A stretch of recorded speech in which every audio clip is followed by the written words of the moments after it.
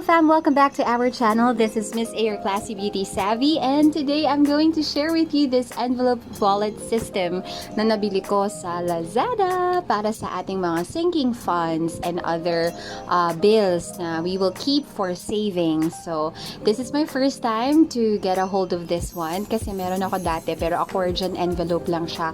But this time, it's really a wallet and there are envelopes inside. So, let's go check it out. If you like contents like this, budgeting, tipid tips, please don't forget to subscribe and of course like this video for more videos like this. So for this year 2021, I promised myself that I'll be saving more money and I'll be going back to doing sinking funds. So if you don't know about sinking funds yet, I'll be linking a video up for you to know more about it and of course how you can start your own sinking funds. So now, ito yung gagamitin kong wallet for sinking funds. Ta-da!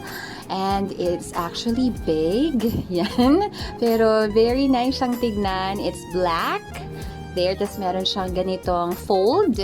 Yan, if you compare it sa ating kamay, ganyan siya kalaki. And I'll show you as well my other wallet.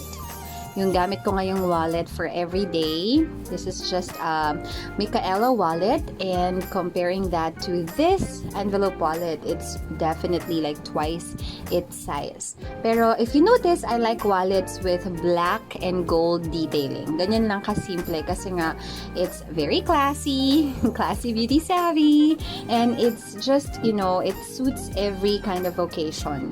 So ayan, meron tayong gold detailing na zipper. Ito yung kanyang parang handle sa zipper. And it goes all the way around. Yan. I have been watching a lot of sinking funds. So, sobrang excited kong makuha to kasi it looks like the ones that I've been watching. But it's a lot better kasi nga it's neater. Yan. And test natin tong zipper. Wow. Medyo smooth naman siya. There we go. And there.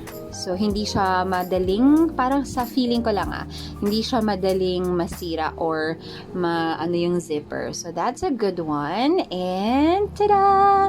This is how it looks inside. Ayan. If you can see, merong flap dito. Let's just remove this cardboard. And then, yan. So, you can already see the contents of the entire wallet. So, simulan natin dito. So, over here, you can see meron tayong mga folds, card holders, and other compartments. Meron 6 card holders dito sa side na to, and a bigger compartment so you can add more or save more there, and then, or put money there. So, coin, zipper na container or compartment, big enough, so you can put more coins kapag may mga barya. And then, over this part, yun, meron pa tayong 6 more compartments for cards. So, card holders. So, if you have a lot of cards, like mga credit card or Suki cards, yan, membership cards, and these spaces malaki siya, and you can see, binubuka ko siya ng maayos para makita nyo kung kasya ba yung kamay nyo when you put things inside. So, very convenient. Maayos din naman yung pagkakagawa. It looks sturdy. Meron din tayong mga lalagyanan for pictures and other knickknacks doon. And ito na yung ating parang mag-hold ng mga envelopes natin. Hindi ko lang naman tawag dito. Let me know if you know the answer. Pero para siyang binder rings. Ganon. So, ayan. I'm just checking it out. Yun. Mabilis naman siyang buksan. And then, pag nagsasara siya, yun.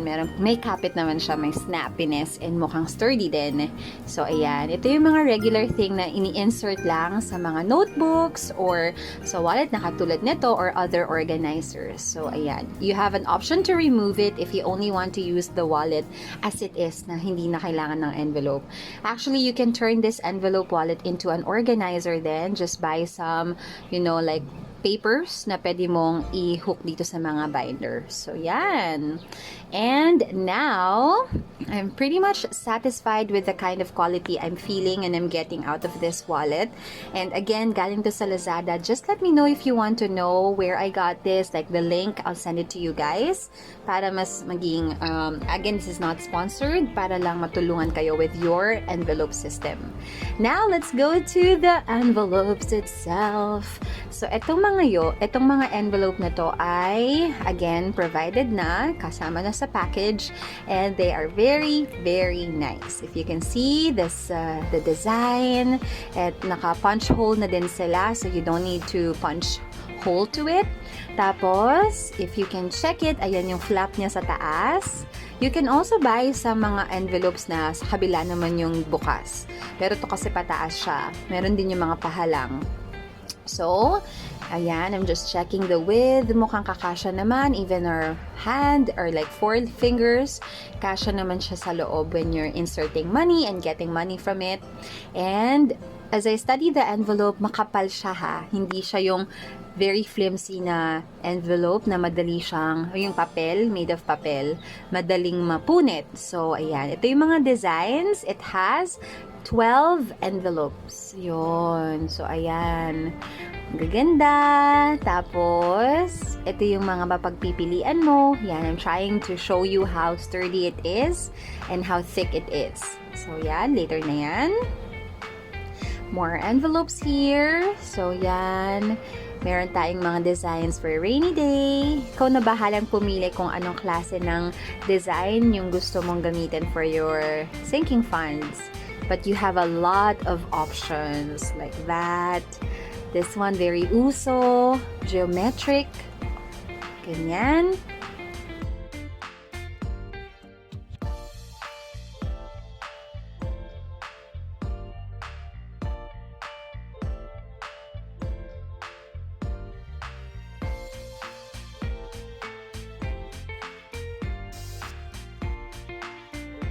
Okay, now let's check out these naman. So, meron tayong nito.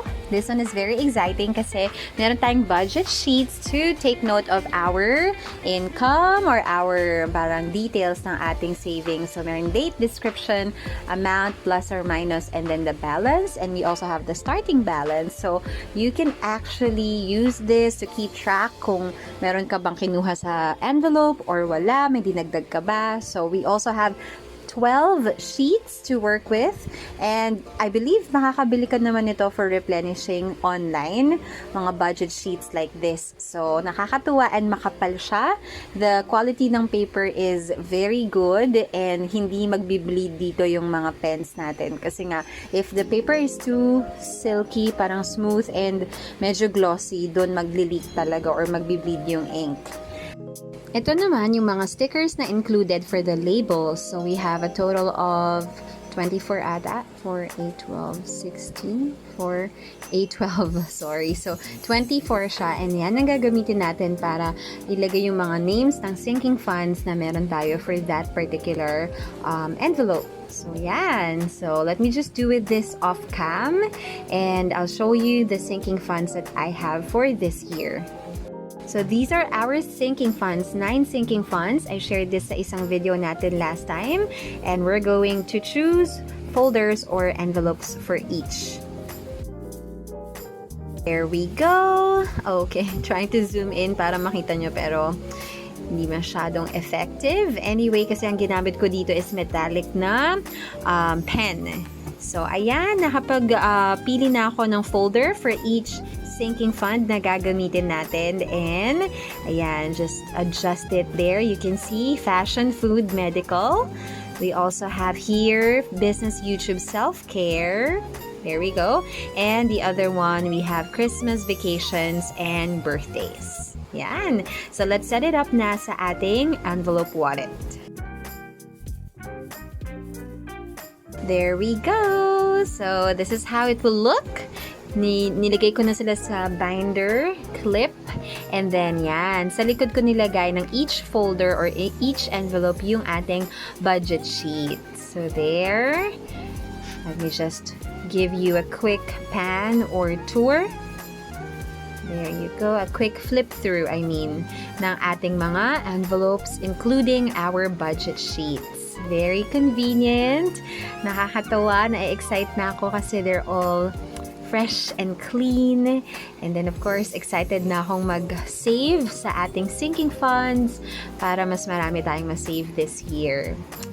There! Yan. So, that's it, everyone. This is our envelope wallet unboxing and, of course, flip through or set up for our sinking funds. I hope you enjoyed watching this video.